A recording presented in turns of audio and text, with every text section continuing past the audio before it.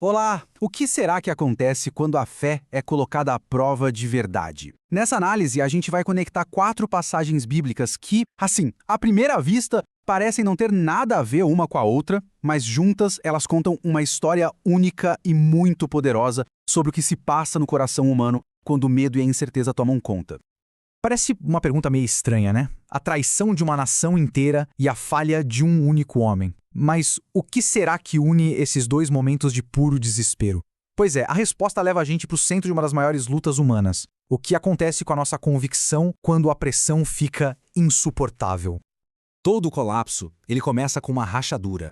E aqui, essa rachadura é a traição. Vamos dar uma olhada em como a confiança, seja de uma multidão inteira ou de uma só pessoa, pode simplesmente se despedaçar quando a dúvida e o medo assumem o controle. Olha só isso. É a mesma crise, mas em 2 escalas completamente diferentes. De um lado, em Êxodo, a gente tem o pânico coletivo. A ausência que um líder que eles pudessem ver cria um vácuo tão grande que uma nação inteira se desespera. Do outro lado, em Mateus, o medo é pessoal. Pedro, o discípulo mais próximo, fica paralisado pelo medo de ser associado ao seu mestre. É a pressão da multidão contra a pressão do momento. A gente precisa prestar atenção na urgência dessa frase. Não sabemos o que lhe sucedeu. Esse é o som do pânico puro. A ausência de um líder visível cria um vazio de segurança que é insuportável para eles. E qual a solução? Preencher esse vazio na hora, com algo que eles possam ver, que possam tocar. É a fé no invisível sendo trocada pela segurança do concreto.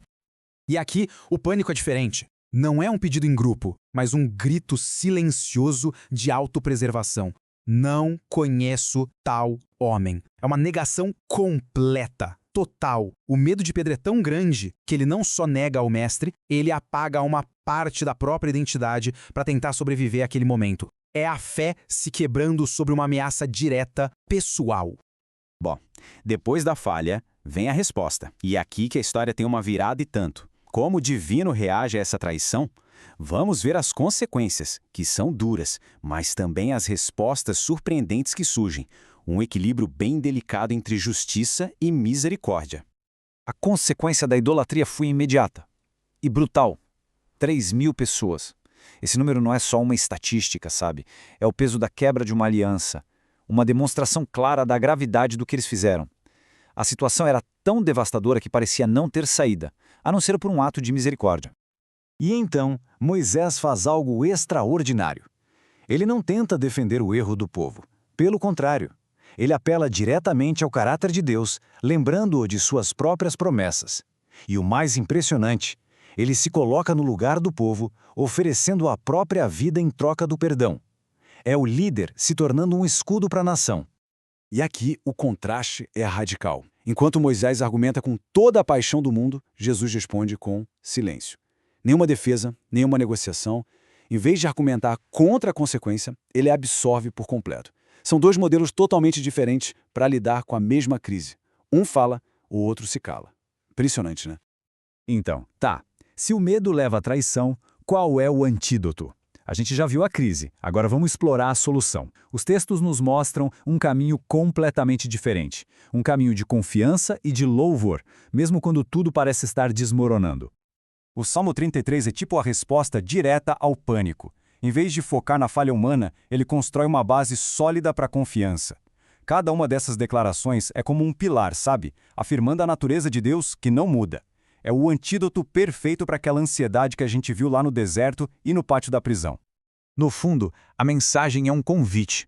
Um convite para a gente ancorar a fé, não nas circunstâncias, que mudam o tempo todo, ou em líderes que podem sumir, mas na constância do plano divino. É a resposta definitiva para aquele grito de pânico no deserto. Não sabemos o que lhe sucedeu.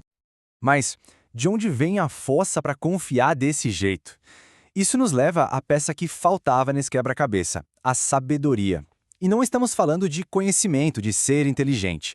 Provérbios apresenta a sabedoria como a base para navegar a vida, o verdadeiro fundamento para a confiança. Em Provérbios, a sabedoria é quase uma pessoa. Ela não é algo que se adquire, mas alguém a quem se ouve.